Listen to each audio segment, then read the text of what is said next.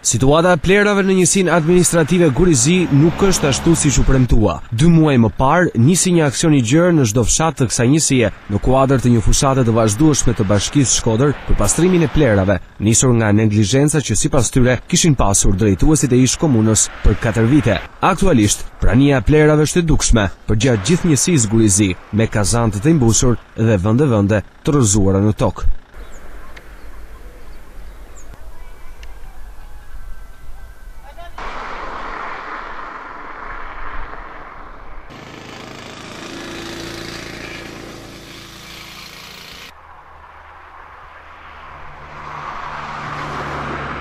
Situata është më së qartë. Në çdo fshat gjendja është e tillë. Renc, Gurizi dhe Juban. Sipas disa sinjalizimeve të banorëve, plerat pastrohen vetëm një herë në 3 muaj, duke krijuar një gjendje alarmante në çdo vend grumbullim. Krejt ndryshe, paraqitet gjendja e njësinë administrative të rrethinave. Duket se aksioni për pastrimin e njollave të zeza ka nisur prej gati një jave, dhe sipas drejtuesve të kësaj njësie do të vazhdohet në këtë ritëm në mënyrë që mjedisi të jetë më i pastër. Sigurisht që problematikat janë më të shumta me zgjerimin e territorit, por që gatishmëria dhe fokusi i punës së përditshme duhet të shtrihet njëtrajtësisht në të gjithë territorin.